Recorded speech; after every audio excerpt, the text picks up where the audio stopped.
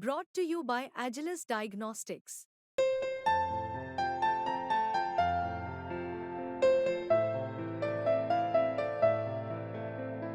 Agilus Diagnostics. Brought to you by Agilus Diagnostics.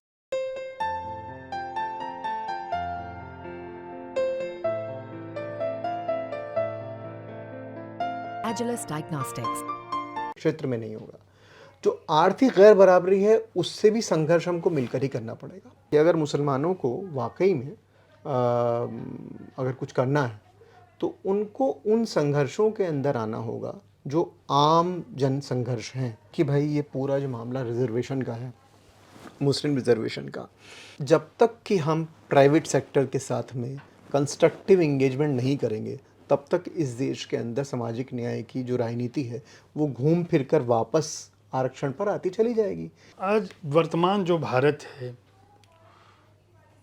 जिसमें आप हिंदू राष्ट्रवादी अगर मैं गलत नहीं हूँ तो उस भारत में मुसलमान होने के बारे में आपकी पूरी पुस्तक को अगर मैं देखूं, मुस्लिम्स इन न्यू इंडिया, क्या स्थिति पाते हैं कि भविष्य में जो हमारा मुस्लिम तबका है वह कहाँ पहुँचने वाला है या कहाँ पहुँच सकता है और वर्तमान में उसकी क्या स्थिति? अभी हम लोग जिस रिपोर्ट पर काम कर रहे हैं वो बुनियादी रूप से इसी सवाल को लेकर है। देखिए, मुसलमान की कहानी भारत के अन्य समुदाय की कहानी से अलग नहीं है। जो देश का होगा वो मुसलमान का होगा। इसीलिए हम जब भी मुसलमान की बात करें तो हमें देश की बात करनी चाहिए। इस समय इस देश की सबसे बड़ी समस्या आर्थिक गैर बराबरी है। अगर ये आर्थिक गैर बराबरी बढ़ती गई तो उसको छुपाने के लिए जो राजनीतिक वर्ग है वो कोशिश करेगा कि हिंदू मुसलमान को ज़्यादा खेला जाए। आम तौर पर ये बात बराबर ये कही जाती है कि जो पिछली बार वाले चुनाव में तो बहुत स्पष्ट रूप से सामने आई कि मुसलमान जो हैं हिंदुओं का छीन के मुसलमानों को दिया जा रहा है। सवाल ये है कि हिंदुओं को क्या मिल रहा है? छोड़िए मुसलमान को, छोड़िए मुसलमान के पिछड़ेपन को, ये बताइए हिंदू की स्थिति क्या है इस देश में? इस देश में प्रताड़ित तो हिंदू भी है। तो इस देश में दरअसल आम आदमी प्रताड़ित है। तो जब तक आम हिंदू और आम मुसलमान की बात नहीं होगी, यही मेरा वेंटेज पॉइंट है। एक गरीब हिंदू, एक गरीब मुसलमान, एक गरीब सिख, एक गरीब ईसाई जो अपने मज़हब को नहीं छोड़ रहा और लेकिन वो प्रताड़ित है, वो सबसे बड़ा प्रताड़ित है इस देश में इस समय में। उसके विषय में हम कब बात करेंगे? एक बात, जहाँ तक मुसलमानों की बात है, देखिए मुसलमानों को लेकर दो चीज़ें हैं जो हमने अपनी रिपोर्ट में भी लिखा है और जो भविष्य की बात है। मैं ये किताब का अंत जो है वो योगेंद्र जी से हुआ, योगेंद्र यादव से हुआ है, मेरे गुरु हैं वो। और योगेंद्र जी के अलावा मुझे कोई लगता नहीं जो भविष्य उन्मुख बात कर रहा हूँ। बहुत साफ मैं कहना चाहता हूँ, उनका एक विचार है जिसको वो कहते हैं भारत का स्वधर्म। और भारत का स्वधर्म यही है कि हम मिलकर रहें और हमारी ये केवल मिलकर रहना केवल वो प्यार मोहब्बत और सामाजिक क्षेत्र में नहीं होगा। जो आर्थिक गैर बराबरी है उससे भी संघर्ष हमको मिलकर ही करना पड़ेगा। तो मुसलमान का सवाल एक लेवल पर जो आर्थिक गैर बराबरी है उसके साथ है। इसलिए किताब का अंत जो है वो गर्म हवा फिल्म के साथ में होता है।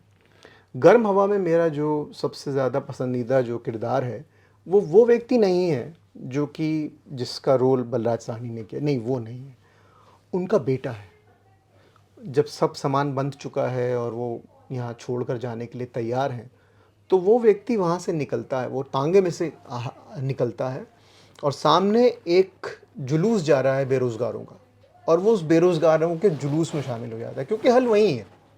यही मेरा तर्क है कि अगर मुसलमानों को वाकई में अगर कुछ करना है तो उनको उन संघर्षों के अंदर आना होगा जो आम जन संघर्ष हैं और जो जिसमें कि वो आ भी रहे हैं।